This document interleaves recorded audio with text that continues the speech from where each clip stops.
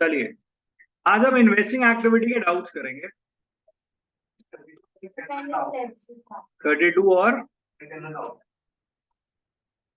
चलिए मैं आपको अगर इन्वेस्टिंग की बात करूं तो जब आप cash flow from investing activity बना रहे होंगे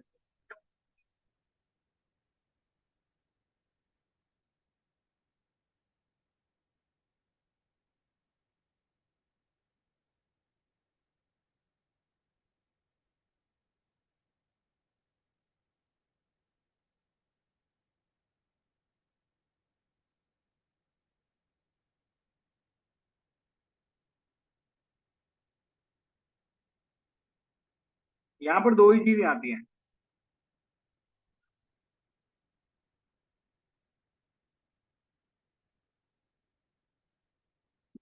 देखिए cash flow from investing activity या तो नॉन करंट एसेट से आएगा या नॉन करंट एसेट की इनकम से। दो ही चॉइसेस।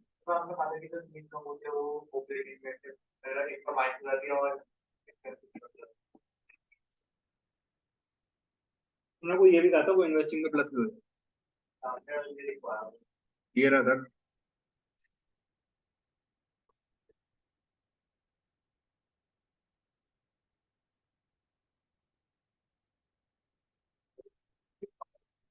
सही आ रहा है।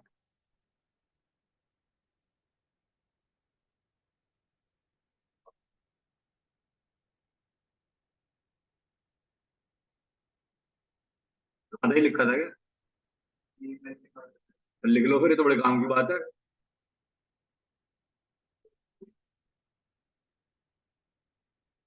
चलिए तो let's talk about cash flow from investing activities. Cash flow from investing activities के फॉर्मेट में तीन चीजें हैं। सबसे पहले आप लिखोगे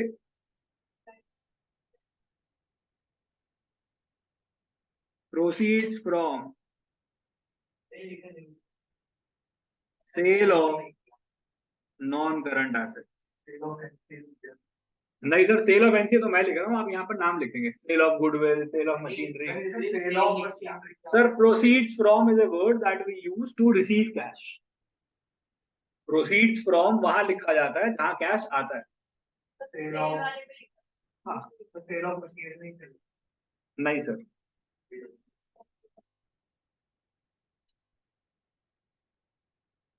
proceeds from sale of machinery.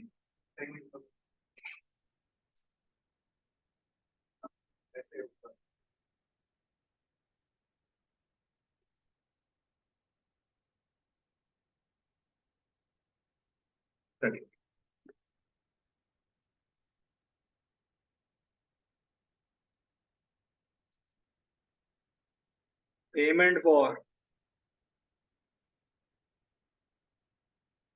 Purchase of non current assets. ये वैल्यू माइनस हो जाए।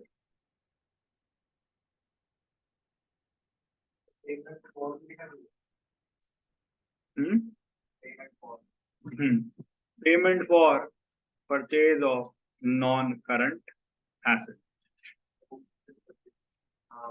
आप पेमेंट लिख लीजिएगा, कोई दिक्कत। और तीसरी चीज यहां पर आएगी इनकम फ्रॉम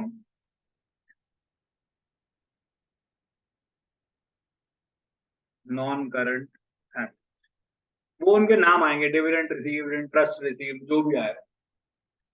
ये तीनों करने के बाद आपके पास या तो प्लस में आंसर आएगा या तो प्लस में आएगा तो हम लिख देंगे कैश फ्लो फ्रॉम, और माइनस में आ रहा होगा तो ब्रैकेट में डाल देंगे हम यूज इन इन्वेस्टिंग एक्ट। जब आप सिंगल सिंगल अकाउंट बनाओगे ऑपरेटिंग, इन्वेस्टिंग और फाइनेंसिंग का, तो इसके टोटल नीचे डबल लाइन लगाइए। Single single account. जब आप पूरा फुल फ्लेजेड क्वेश्चन करोगे जहां तीनों एक साथ आएंगे, वहां इनके नीचे टोटल के नीचे लाइन नहीं लगेगी। पेपर में सर ये यूजुअली पूरा आता है। अगर अकेला आएगा तो जनरली ऑपरेटिंग आता है, वरना पूरा आता है। इन्वेस्टिंग और फाइनेंसिंग अकेले अकेले नहीं आता। ओके। 32 इलस्ट्रेशन में क्या दिक्कत है? मशीनरी अकाउंट बनाया समझ नहीं आया मशीन का कोई डेटा देने रखा लेके तेरे मशीन के अकाउंट बनाया तो फिक्स एसेट होगा ना 32 दिखाना है तो बता तो रखा है तो सर और कहाँ लिखोगे सारी चीजें और नहीं नहीं सर आप बनाइए तो सीडी होगा वो 0 कर देंगे सीडी है कैसे सर आप क्वेश्चन निकालो वो दिखाना है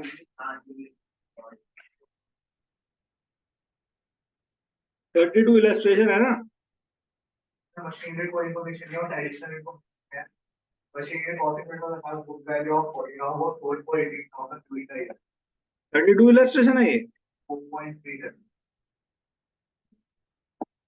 ये बुक अलग है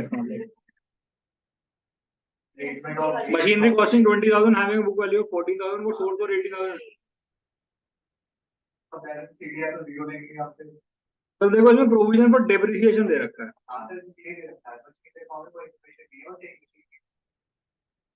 क्यों बनाया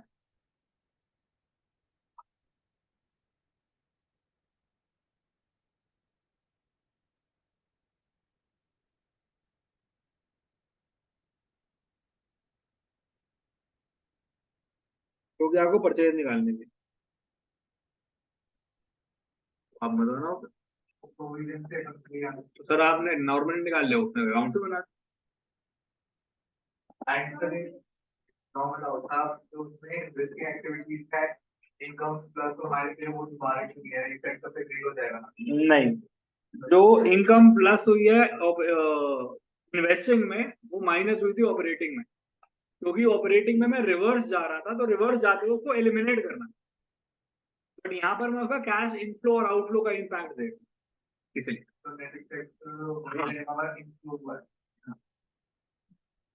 यहाँ तक सही है चलिए अगर आपको ये बात समझ आ गई तो आज इस चैप्टर को धन्यवाद की तरफ लेके चलते हैं हाँ एक सेकंड रुकिए हेलो हाँ जी सर नहीं नहीं बताओ बताओ क्या बात कर रहे हो चलो चलो रुको मैं बता करता हूँ ऐसे करना एक सेकंड रुको सर अमेजोन पे था ना ये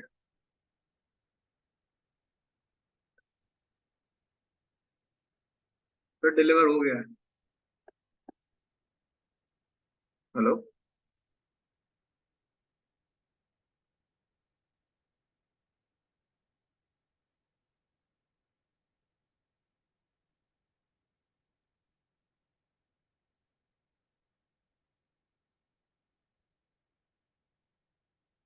डिलीवर हो गया अभी दिखा रहे डिलीवर्ड एक बार चेक करो जरा तनु के नाम पे आया होगा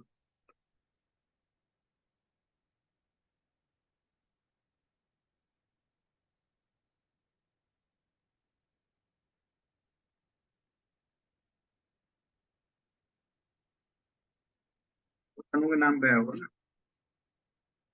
ओके ये डरा दिया उनका अमेजोन वाला कह रहा फोन डिलीवर कह रहा घर पे फोन ही नहीं आया भाई ने डिलीवरी वो चला गया लेकर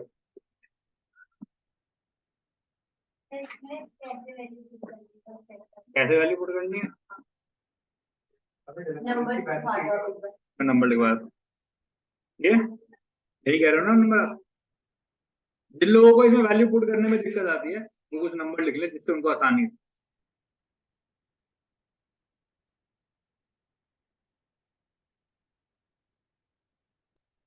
1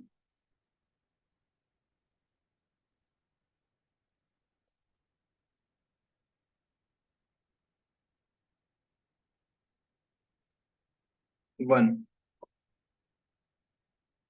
ओके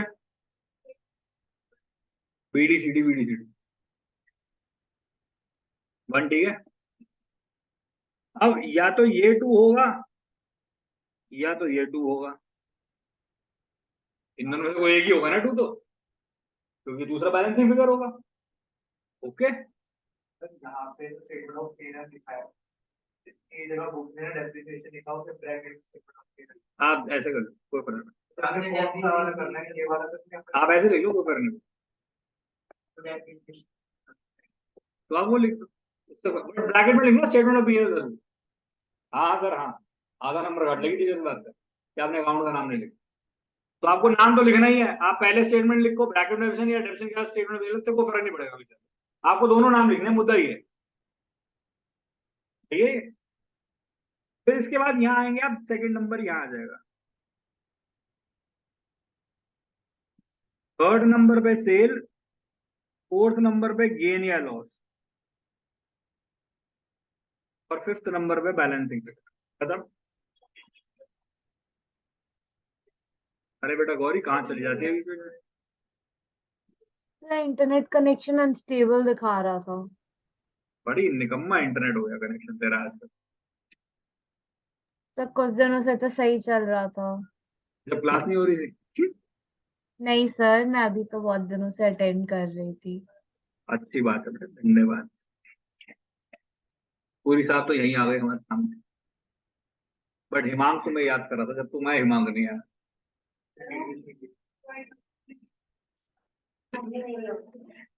बेटा जब अपनी प्रॉपर्टी पे कब्जा करने वाले लोग आ जाते हैं ना, और आप खुद ना हो, तो कब्जा हो जाता है प्रॉपर्टी पे। वो तो होगी, या कब्जा करने वाले। ओ अच्छा, ये पुराने खिलाड़ी बैठे हुए हैं। हाँ? इससे देख लेना यार।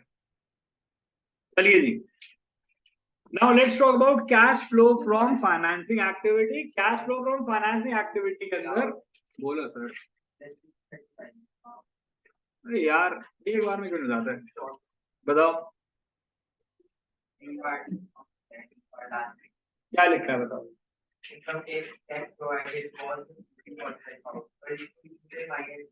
इनकम टैक्स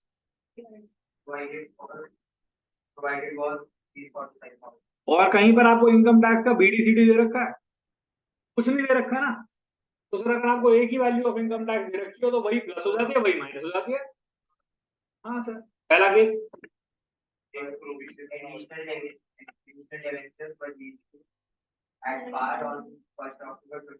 सर इसका जवाब आपको यहाँ मिल जाएगा।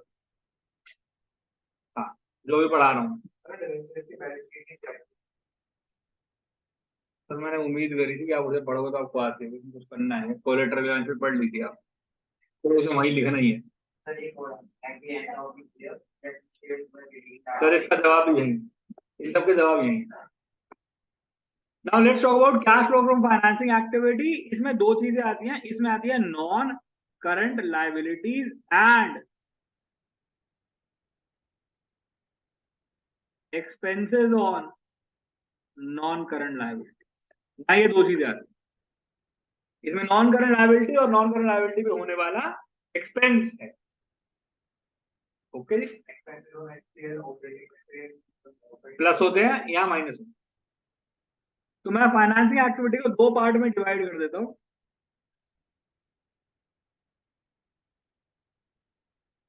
एक पार्ट में आ जाएगा इशू स्लैश रिडम्पशन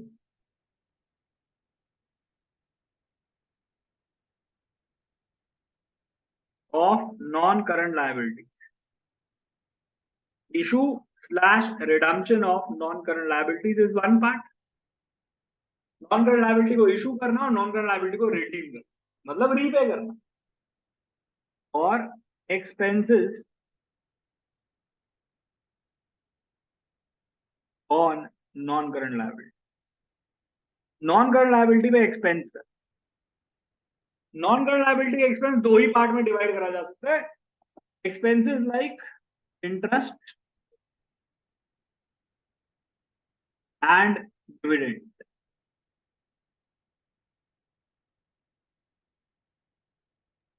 तो हम किसी से उधार का पैसा लेंगे या किसी से पैसा उठाएंगे, तो हमें या तो इंटरेस्ट देना पड़ेगा या डिविडेंड देना पड़ेगा। There are only two option. Okay,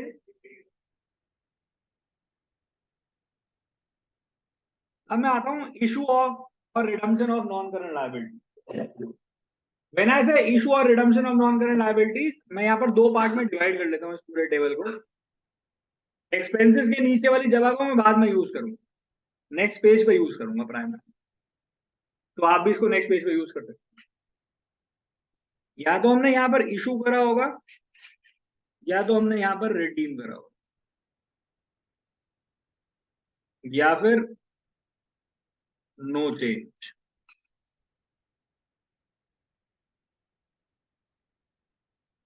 बस तीन ही केस है, या तो वैल्यू पहले से बढ़ गई होगी तो इशू हो गया, या तो वैल्यू पहले से कम हो गई होगी तो रिडीम हो गया, या तो वैल्यू पहले जितनी होगी। पिछले साल भी 50 लाख के डिवेंचर थे, इस साल भी 50 लाख के डिवेंचर है, तो ना इशू करे ना रिडीम करे। तो अगर कोई चेंज नहीं है तो कैश फ्लो स्टेटमेंट में भी इसका कोई काम नहीं है ना भाई, कोई लॉजिक ही नहीं है इसका। सही है बात। अगर ये इशू हो रहा है तो इसका मतलब पैसा आ रहा है जा रहा है, तो इशू में क्या होगा, इशू में कर देंगे हम प्लस फाइनेंसिंग।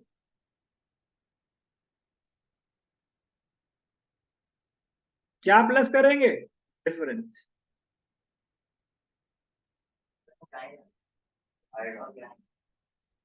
बेटा ये इशू ऑफ शेयर और डिवेंचर के बाद ऐसी बातें तो बस बोल,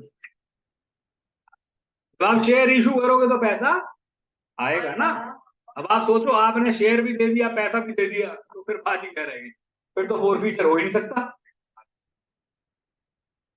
तो फाइनेंसिंग में क्या कर देते हैं प्लस, क्योंकि पैसा आ रहा है।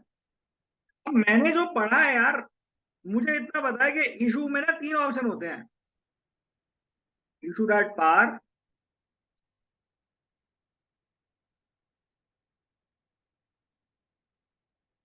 issued at premium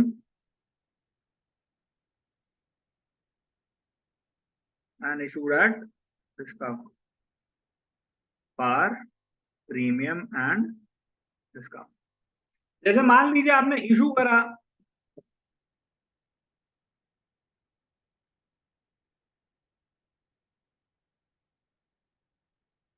पिछले साल वो वैल्यू थी 8 लाख, इस साल ये वैल्यू है 10 लाख।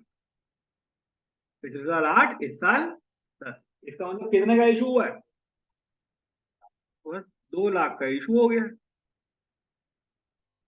तो 2 लाख तो आए हाथ में।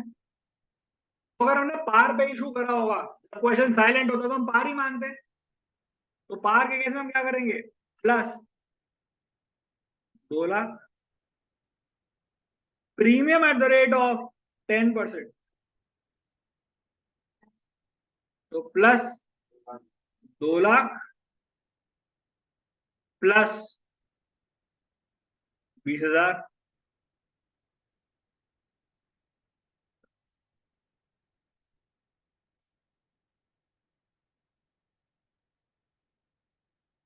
हेलो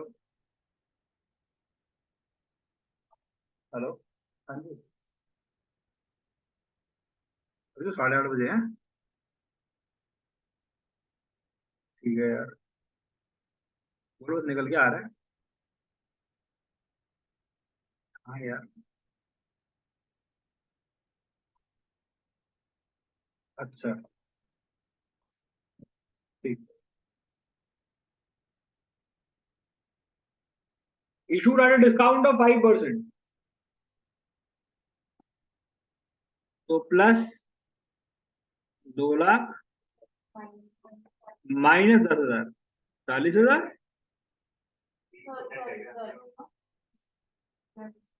तो टेक्निकली प्लस हो जाएगा 1।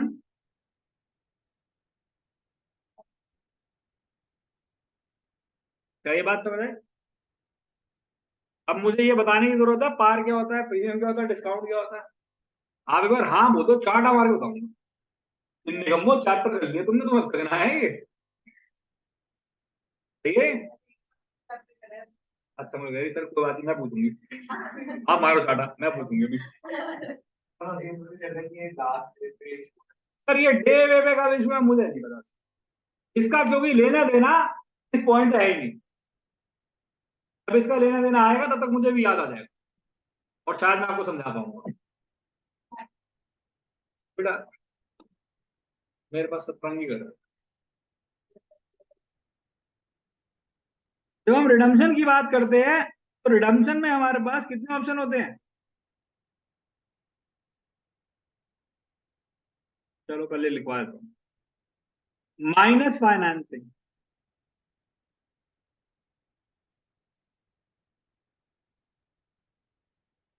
डिफरेंस,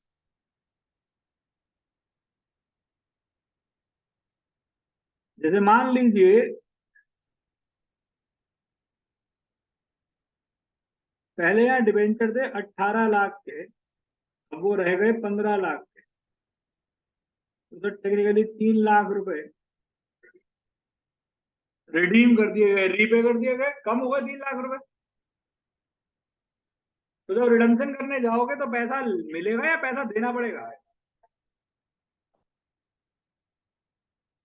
रिडम्पशन में दो ऑप्शन होते हैं, redeemed at par and redeemed at premium. You can not redeem at discount.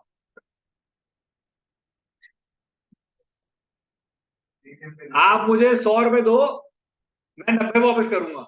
मैं कहा भाड़ में जाओ पागल आदमी, क्या फायदा? प्रीमियम पे देगा और डिस्काउंट। हाँ, मैं इशू करूंगा प्रीमियम पे, रिडीम करूंगा डिस्काउंट पे। क्या पागल नहीं हूं दुनिया में? तो जब पार पे रिडीम करने की बारी आएगी तो माइनस कर देंगे 3 लाख, बट जब प्रीमियम पे रिडीम करने की बारी आएगी, premium at the rate of 10%। Redeem का मतलब होता है आपको पैसे देने हैं। शेयर होल्डर को कैसे और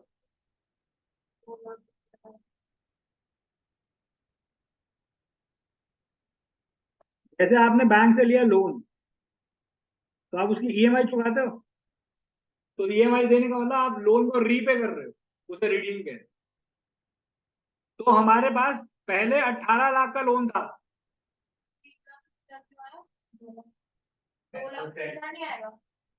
10% ऑफ दैट। प्रीमियम पे रिडीम करने का मतलब मैं एक्स्ट्रा पैसे दूंगा।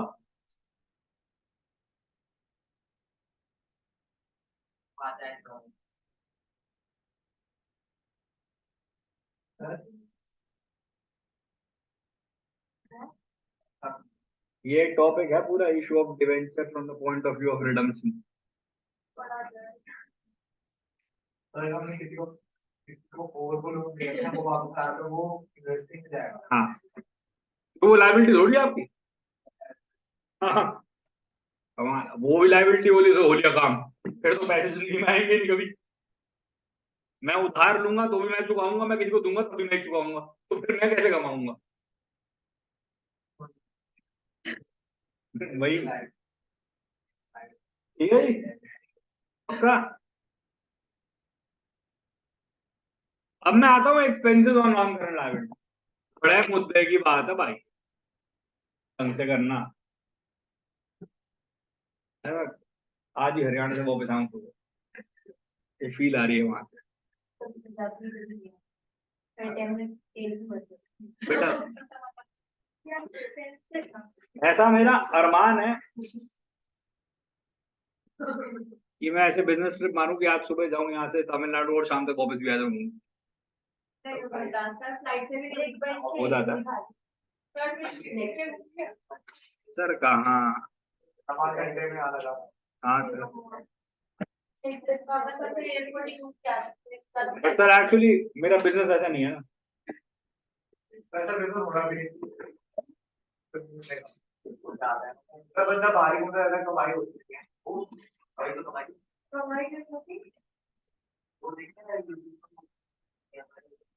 सर देखो मुझे नहीं पता, मेरी इच्छा है। मतलब एक टाइम ऐसा आया था, मैं कभी कभी ये सोचता था मेरा फोन इतना बजे कि उसकी कॉल लॉग सुबह से शाम तक पूरी ना आए। मतलब आपके फोन में जब कॉल हिस्ट्री को स्वाइप करते हो तो इतनी कॉल आए कि एक ही दिन की कॉल भी पूरी ना आ पाए। हाँ, अरे ऐसा बहुत बार हुआ, मैं दुखी हो गया इस बात से। आज तो बेचारा फोन हैंग हो गया शाम को, एक कॉल पे था, दूसरी कॉन्फ्रेंस पे चल रही थी, तीसरी वेटिंग बजी, मैंने पहले वाली गाड़ी उठाई, फिर एक और वेटिंग बजी, बेचारा वो टू टू टू टू मार रहा है, मैं वेटिंग नहीं है, टू टू टू कर रहा है यार ये बड़ी देर में। हाँ वो बेचारा हैंग ही हो गया। अच्छा इसने भी जान दे दी अपनी। खाना खाते हुए फोन आ रहा है। सर मैं जब मैं ये तब की बात आ रहा हूँ, जब मैं 11th 12th में था, नया नया फोन आया था सर, 100 150 दोस्तों में 2 ही फोन हुआ करते थे, तो बेचारे फोन फोन, और वो भी इतना महंगा फोन था कि लोग मिस कॉल मार दिया करते थे, मैं आ रहा हूँ। इनकमिंग के भी पैसे लगते हाँ सर मैंने इनकमिंग के पैसे दिए हैं, फोन उठाओगे 1 रुपया कट जाएगा, मैंने उस समय फोन यूज करा है, आप दिल्ली के बाहर जाओगे 50 रुपए कट जाएंगे आपके फोन से रोमिंग। आपने फोन उठाया तो पहले 50 रुपए कटेंगे, फिर 2.5 रुपए पर मिनट इनकमिंग के कटेंगे। मम्मी कह रही कहाँ हो, डांट पड़े, मैं मम्मी डांटो मत, रोमिंग में हूँ, 50 रुपए कट चुके हैं, 10 रुपए की डांट पड़ेगी, घर आके डांट देना यार, 60 रुपए तो आपने डांट में निकाल दिए मेरे। तो तब मैं सोचता था यार फोन इतना बजे मजा, तब आप शायद थे भी नहीं। 2004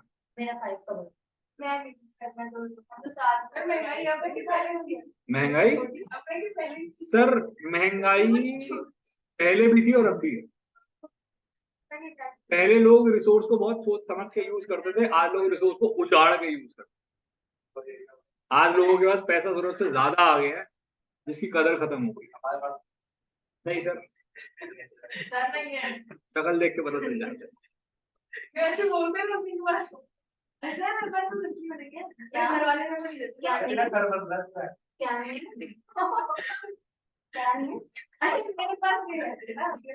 कोई नहीं पापा मैं कह वो कह उसने बहुत सही कहा है, जो कह रहा है मेरे पास नहीं है, सबसे पहले उसी के पास होता है।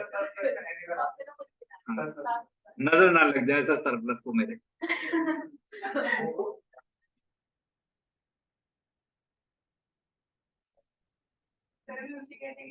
इसलिए लोग अपनी सैलरी नहीं सर मैं बता रहा हूँ, एक टाइम था जब मैं सोचता था 20,000 रुपए या 25,000 रुपए कमाओ, जिंदगी आराम से कट जाएगी।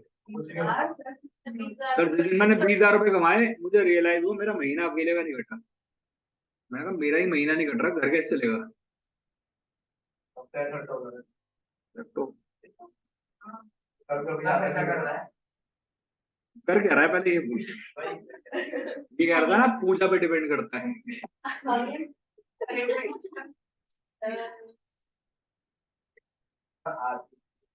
आरती पे डिपेंड करता है। पहले मेरे मम्मी से बात कराओ जरा, फिर मैं देखता हूँ तुम्हारी पूजा कैसे होगी।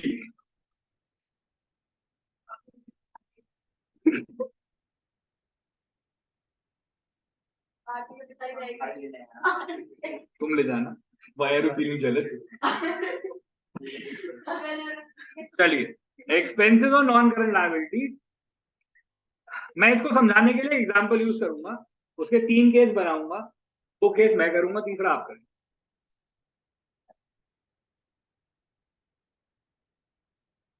10% डिवेंचर्स कर दे भाई, मैं बैठ जाता।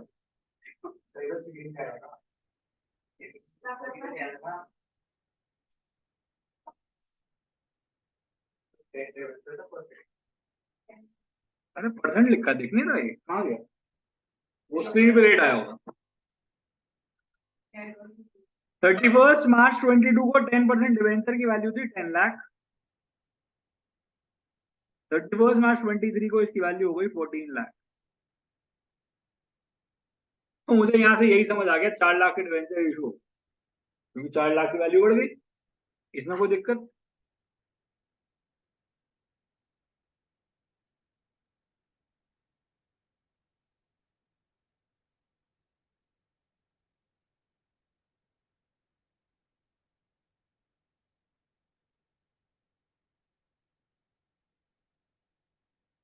एडिशनल इंफॉर्मेशन में case 1,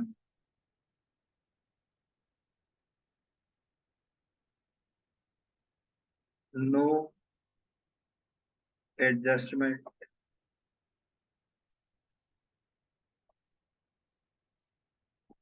is given.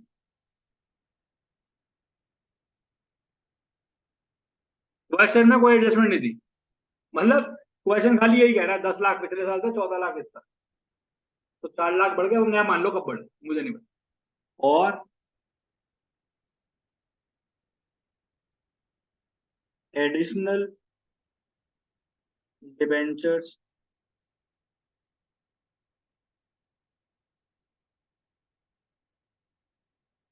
were issued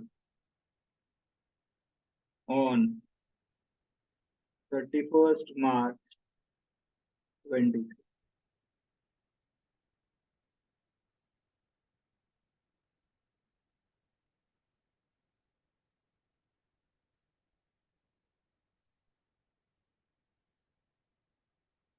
last day पे।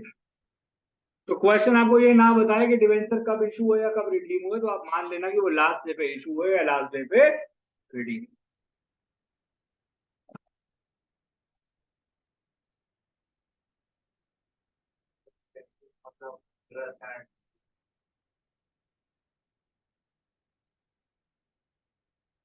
Case 2,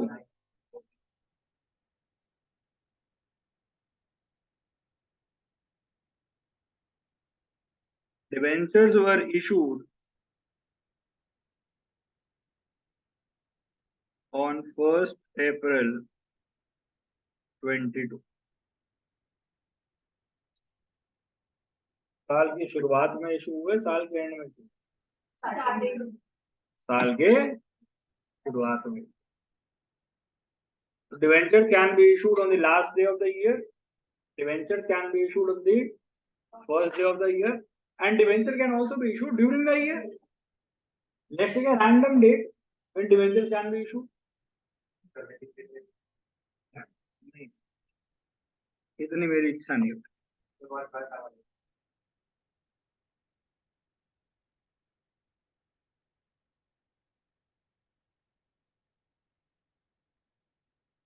Debentures were issued on 1st August 2022। तो मैं आपको केस 1 करके बताऊंगा, केस 2 करके बताऊंगा, केस 3 आप खुद करेंगे। ओके जी, ऊपर की इंफॉर्मेशन सेम रहेगी, 4 लाख के डिवेंचर इशू हुए हैं, सिर्फ ये अलग अलग बात है कब इशू। शायद आप कुछ ऐसी बात कर रहे थे, अभी थोड़ी देर ऐसी बात कर रहे थे, ऐसी केस को सर देखिए, मैं जो याद कर गया मैं तो वही करूँ।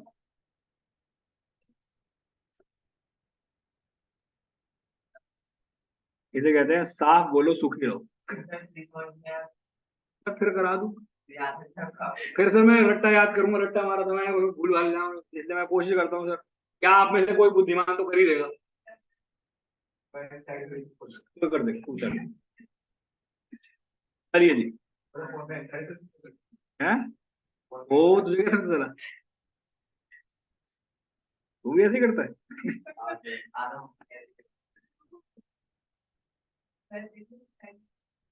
अरे पिछली क्लास में एक 11th क्लास का बच्चा पकड़ा गया, जो कर रहा था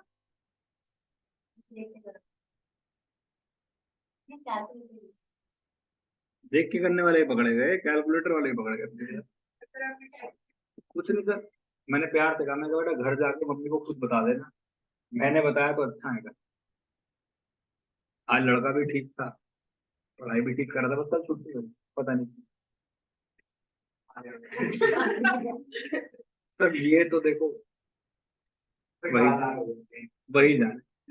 मैंने 2 लोगों के घर पे फोन करा, मैंने कहा एक को भेजने से पहले बात कर लेना, बिना बात करे भेजना मत, दूसरे के घर वालों को आप देख लो, इसके बाद मैं अपना टेम्परामेंट खो दूंगा और आपका बच्चा आप मेरे हाथ से पड़ जाए, मैं इसकी गारंटी। आगे आपकी इच्छा है, पढ़ाना है पढ़ाओ, नहीं पढ़ाना मत।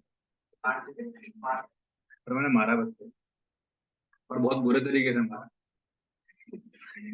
मारने की लास्ट लिमिट है, जब तक शरीर से खून ना निकले सामने वाले के, मारते रहो। तो मैंने 2 बच्चे पीटे, और इतना ही पीटे हैं, या तो मेरे हाथ से खून निकले या उनके शरीर से खून निकले। चीटिंग कर रहे थे। मैं ये चीटिंग मुझसे ना बर्दाश्त नहीं होती।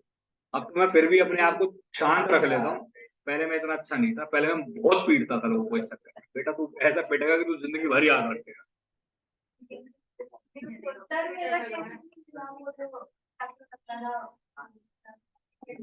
मिल जाएगा, मुझे भी नहीं मिला होगा अब तक।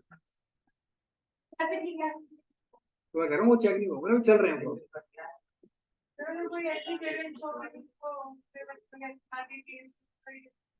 सर देखिए, मैं पहले इसकी वार्निंग दे देता हूँ।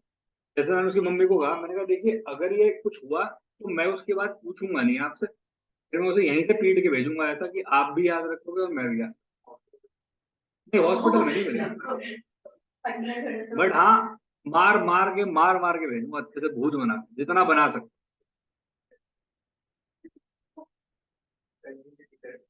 है।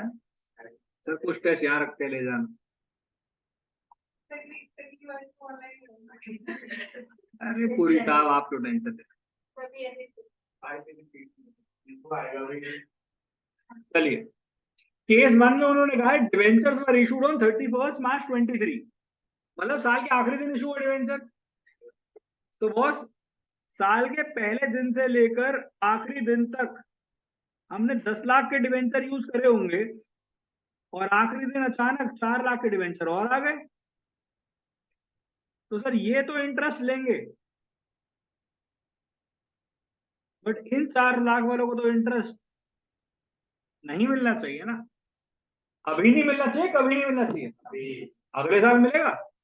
पागल थोड़ी है, मिलेगा इंटरेस्ट भाई, मेक सेंस। तो हम किस वैल्यू पे इंटरेस्ट कैलकुलेट करेंगे?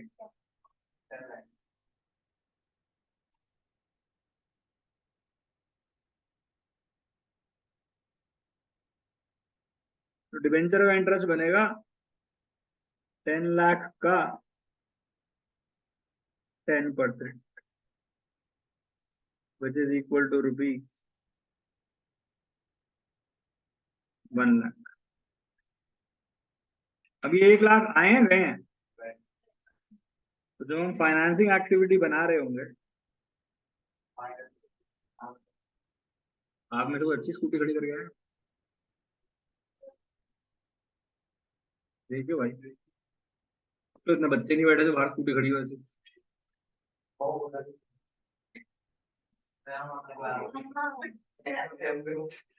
यही जगह मिली चेक करने को।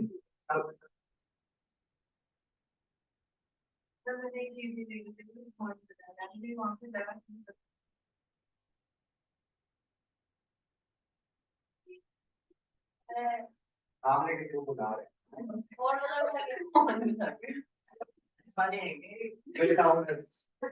तो बुलाने का तरीका देखो, इतना वाहियात है। तो वैन वाले बुलाते हैं सर। सर वो वैन वाले शाम को स्कूटी चलाते हैं।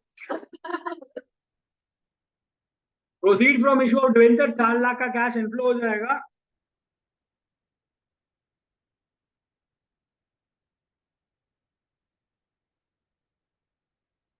डिवेंचर इंटरेस्ट पेड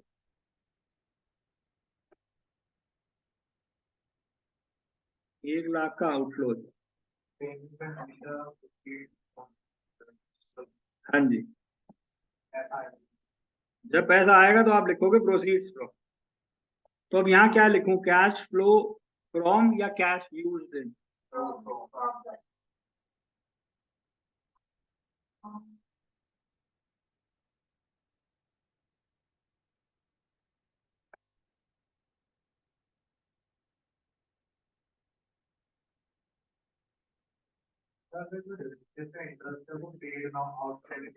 तो जितना पे 1 लाख का इंटरेस्ट है और मान लो 20,000 आउटस्टैंडिंग, तो आप 1 लाख में से 20,000 हटा देना, 80,000 माइनस करना। सर वो कहीं नहीं जाएंगे, वो करंट लायबिलिटी में खड़े होंगे ना, इंक्रीज इन करंट लायबिलिटी में वहां जाके प्लस हो रहे।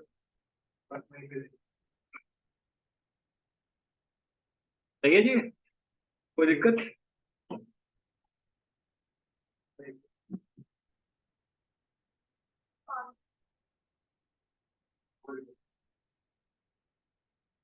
भरी है खाली हट। ये 5 मिनट बाद तो मैं घर जाके मिलूंगा। केस 2,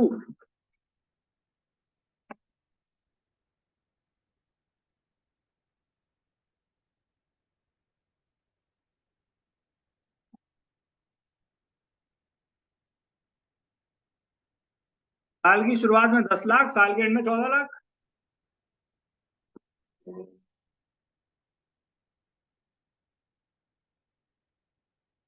तो हमने 10 लाख के डिवेंचर पूरे साल यूज करें, और यही हाथ क्या 4 लाख के डिवेंचर इसी दिन आ गए, तो हमने 4 लाख के डिवेंचर भी पूरे दिन साल यूज करें। तो हमें इंटरेस्ट पे करना होगा नहीं करना होगा दोनों पे? अलग अलग पे करें, इकट्ठा पे कर दें?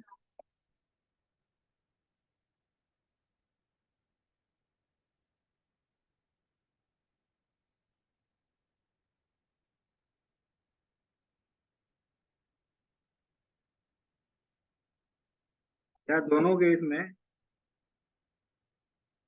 सेम इंटरेस्ट आ रहा है? दोनों केस में इंटरेस्ट अलग है। क्यों? क्योंकि डेट ऑफ इशू बदल। क्या ये बात समझ आ रही है? कोई दिक्कत की बात? अब यहाँ पर जब फाइनेंसिंग एक्टिविटी से निकालेंगे,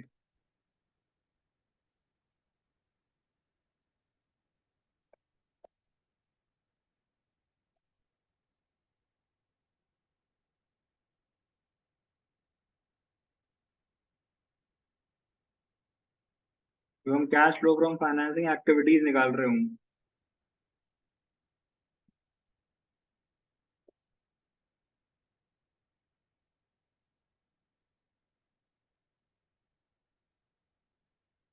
पहले तो हमारा तो ये आ जाएगा प्रोसीड्स फ्रॉम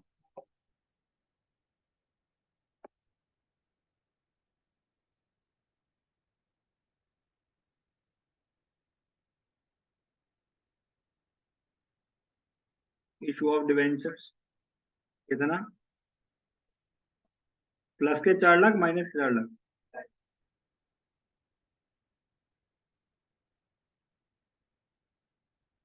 तो दूसरा आ जाएगा डिवेंचर इंटरेस्ट पेड 1 लाख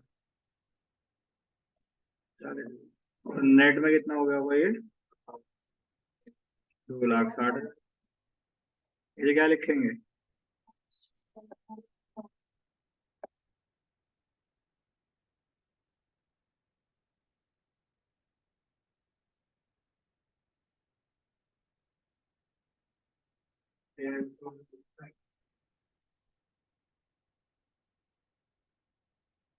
कोई भी लाइबिलिटी जो नॉन करंट है, चाहे वो शेयर्स की हो, चाहे वो डिवेंचर्स की हो, चाहे वो बॉन्ड्स की हो, चाहे वो लोन की हो, सब इसमें।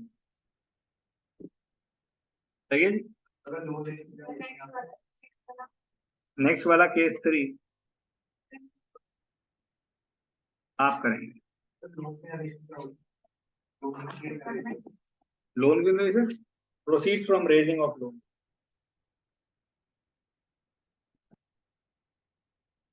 क्या आपको बात समझ आ रही है आराम से?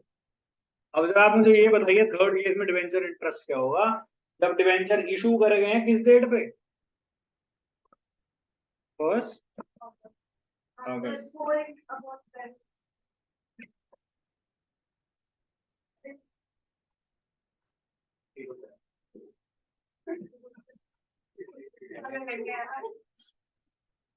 पागल ही है वो।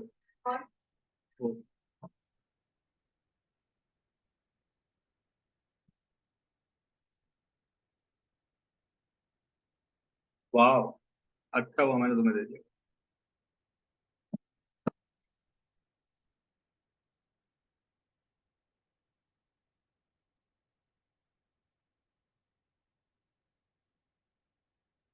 मुझे अच्छा पता है वो 1 लाख से बड़ा आएगा और 1,40,000 से छोटा है।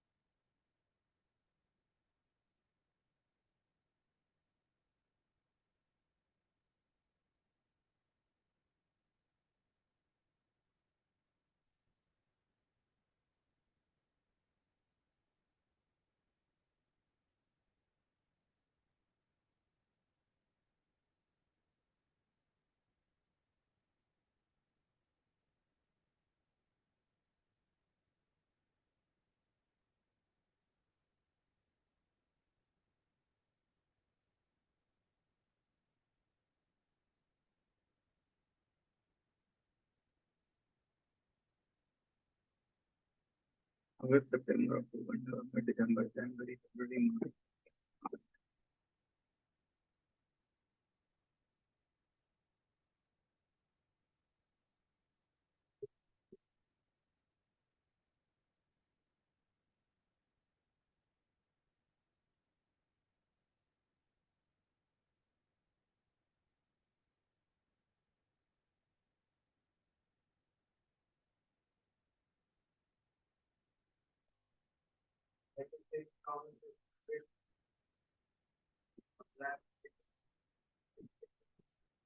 सेवन मतलब मैंने एक 7 ले लिया। 667। नहीं, इसको करने के दो तरीके हैं। 10 लाख में पूरे साल का इंटरेस्ट निकाल लेता हूँ, और 4 लाख 1 अगस्त को आए हैं तो 4 लाख 1 अगस्त पे निकाल लेता सर एक रोटेशन से चल जाएगा। हूँ। जो पैसा 6 6 वाले में 7 करते हैं, 3 3 वाले में 3 छोड़ देते हैं। इसी को करने का दूसरा तरीका भी है। कैलकुलेशन आसान करने के लिए मैंने 10,000 से कर दिया 3,333 आ गया, तो 4 करके तो मैंने 8।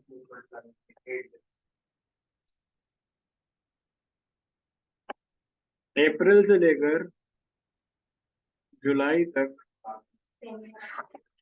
10 लाख पे इंटरेस्ट लगेगा।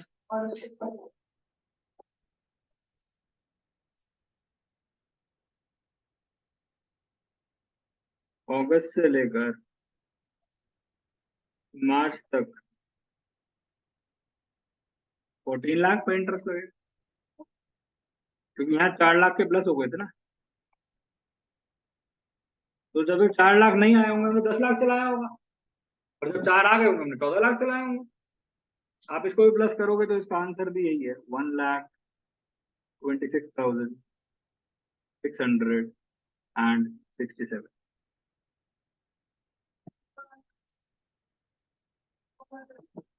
जैसा आपको ठीक लगे, देखिए मैं तो आपको दोनों रास्ते दिखा दूँ। Choice is yours. आपको लगे ऊपर वाला ठीक है, आप ऊपर वाला करिए। आपको लगे नीचे वाला ठीक है, और लिख दो बीच में, पता चले आप। हाँ, जैसे भाई साहब ने ऑपरेटिंग लिखा ही अच्छी लिखा ही, वो तो अच्छा वो मेरा लिखा हुआ पड़ा था। सर बस इतनी तो बात थी। हमने इस टाइम फ्रेम पे 10 लाख रुपए यूज करे, फिर हमने 4 लाख के इशू कर दिए, तो हमारा 14 लाख रुपए हो गए। जब हमारे पास 14 लाख हो गए, तो इसके आगे जो साल बचा उस पर 14 लाख का ब्याज देना पड़ेगा। Getting it? तो यहाँ पर जब हम प्लस करेंगे 4 लाख, तो उसमें से माइनस करेंगे 1,26,667, और जो भी आंसर आएगा वो cash flow from financing activity का लिखेंगे। अब जैसे कि डिवेंचर है, अगर ये लोन होता तो क्या अमाउंट में फर्क पड़ता? अगर ये प्रेफरेंस शेयर होते तो क्या डिविडेंड पे फर्क पड़ता? इसको आसान तरीके से बताता हूँ मैं आपको, बड़ा सिंपल भारी भाषा है।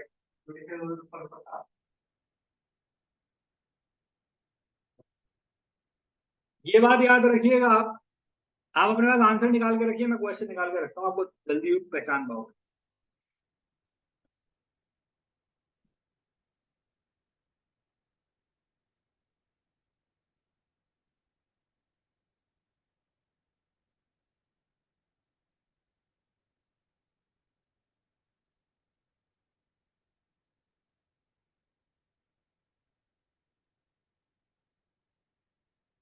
पहले केस में हमने इशू कब करे? एंड में। तो हमने इंटरेस्ट कैलकुलेट करा बिगिनिंग में। देखना जरा, जब हमने एंड में इशू करे हैं तो इंटरेस्ट बिगिनिंग की वैल्यू पे निकला है, और जब हमने बिगिनिंग में इशू करे हैं तो इंटरेस्ट लास्ट वैल्यू। हेलो, हाँ जी, आप निकल गया हूँ बस, आ रहा हूँ। ठीक।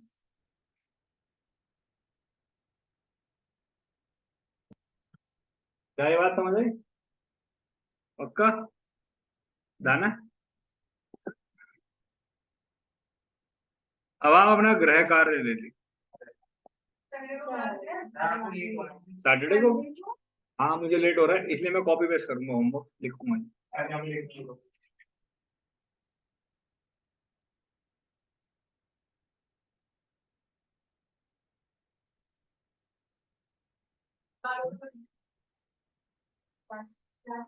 सैटरडे को क्लास ना रखूं?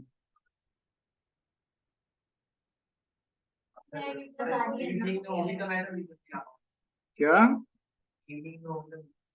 क्या क्लास?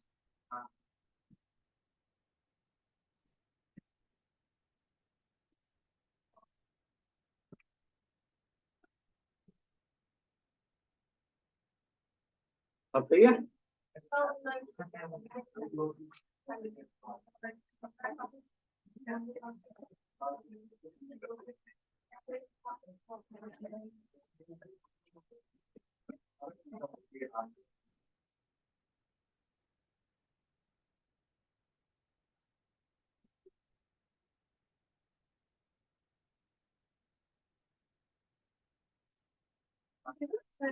गुड इवनिंग बेटा।